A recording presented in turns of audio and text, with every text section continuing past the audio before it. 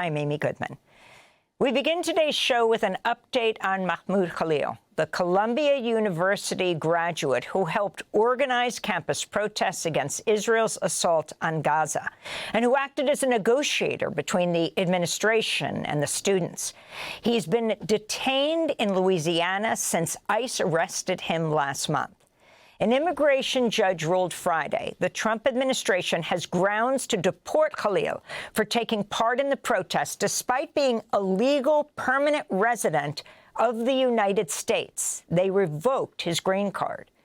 The decision by Assistant Chief Immigration Judge Jamie Comins in Louisiana came 48 hours after the government submitted their evidence, quote-unquote, on Khalil, which is simply a two-page memo from Secretary of State Marco Rubio conceding Khalil had no criminal history and that the U.S. is seeking to deport him based purely on his, quote, belief statements or associations, unquote.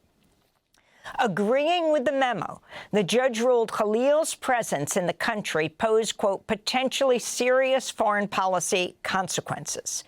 Secretary of State Rubio's memo claimed allowing Khalil to remain in the United States would undermine, quote, U.S. policy to combat anti-Semitism around the world and in the United States, in addition to protect Jewish students from harassment and violence in the United States, unquote. On Saturday, hundreds gathered in Times Square demanding Mahmoud Khalil's release. I thought that our democracy is under threat, that we are supposed to live in a country where people have rights, where people have First Amendment rights, have the right to freedom of speech, have the right to protest, have the right to take the streets. And I thought that this is under attack. If they can come for Mahmoud, then they can come for any of us. At last count, over 500 international students at more than 80 colleges and universities have had their visas revoked in recent weeks. On Friday, Mahmoud Khalil addressed the court after the ruling. He said, quote, I would like to quote what you said last time, that there's nothing that's more important to this court than due process rights and fundamental fairness. Clearly, what we witnessed today, neither of these principles were present today or in this whole process. This is exactly why the Trump administration has sent me to this court, 1,000 miles away from my family. I just hope that the urgency that you deem fit for me are afforded to the hundreds of others who've been here without hearing for months, unquote.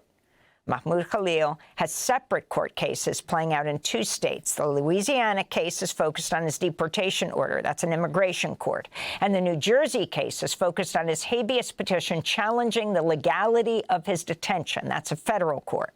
For more, we're joined in studio by Diala Shamas, one of the attorneys representing Mahmoud Khalil, senior staff attorney for the Center for Constitutional Rights. Diala, welcome back to Democracy Now! Can you just explain what's happening here? The judge says he can be deported, but that is not where it ends. Absolutely, Amy, and thanks for having me. So it's important for people to understand that there are two parallel tracks here. The judge is an immigration judge on Friday, and she simply rubber-stamped that memo that says in broad terms that the Secretary of State determined that Mahmoud Khalil presents, that his continued presence presents foreign policy consequences. And she essentially said that her hands are tied. She deferred to the executive and told Mahmoud's lawyers to take it up with Congress. And so that is the immigration judge. And it's important also to underscore that we were not surprised by that outcome. That outcome is exactly the reason that the Trump administration has been whisking people away to places like Louisiana and Texas, because they believe those forms are favorable, but also why they want to keep these cases in immigration court and not have federal court review. So we have this parallel federal court case, which is the one that we're really focused on, because that's where the constitutional claims, his First Amendment and due process claims, are being adjudicated. We are asking, we have pending motions before the federal court in New Jersey. They are still pending to release Mahmoud Khalil and to challenge his detention and to challenge the basis for his detention. And explain why New Jersey and not New York? Well, there's a few different ways in which the government has tried to whisk Mahmoud away from jurisdiction to jurisdiction. Initially, we were in New York because that's where his lawyers understood him to be when they filed the habeas corpus petition. But turns out that they had already moved him to New Jersey, and after a fight where the government tried to move the case to federal court in Louisiana, we were eventually able to win that first big win for Mahmoud and be in New Jersey. So New Jersey is, of course, closer to where his counsel are. It's where he was when we filed that petition, and it's closer to his community. So we're still fighting to bring him back to this area. And the significance of him being picked up in Columbia University housing, having sent a letter like the day before to the president of Columbia saying he was very afraid about what was going to happen. He was there coming from Iftar with his wife, Dr. Noor Abdullah, who is about to give birth. Yeah, she's due later this month, and that's why we are moving with urgency. The government is trying to slow down the case in federal court and speed it up in immigration court because they know that that's a favorable venue for them. Of course, can the courts clash, immigration and federal? Federal courts are where we're bringing the constitutional claims and ultimately where we want him to be ordered released. There's a complex way in which federal and immigration courts I wouldn't say clash, but they have two entirely different functions. Remember, federal court judges have life tenure. They are the third branch of government. And immigration courts, although we call them immigration courts, they function like a traffic court. They're administrative courts. The judges are hired essentially by the executive branch, and so are much more at the mercy of the executive branch. So the more robust process, the due process rights, those are all in federal court, and that's why we're pushing the case forward there.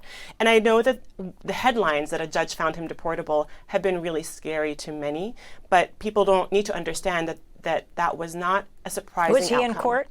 He was in court, and he read that incredible statement that you read earlier in the show. And I will say that statement is so emblematic of the poise with which Mahmoud has carried himself since the beginning of this ordeal, and also the care for others that he's exhibited since day one of his detention. You know, that he used the spotlight on him to shine a spotlight on others. And that's an important thing to underscore, and that he's modeling for all of us. He has not for 1 minute stopped highlighting the situation in Gaza, where we have now more than 50,000 people who've been killed, and wanting to make sure that we all know that that is the reason that he and many others are being subject to this retaliatory policy of arresting, detaining, and transferring people simply for their protests. So what is the timetable for the New Jersey federal court? And when the judge hears his case there, does he, as he was in immigration court, get to be in a New Jersey court?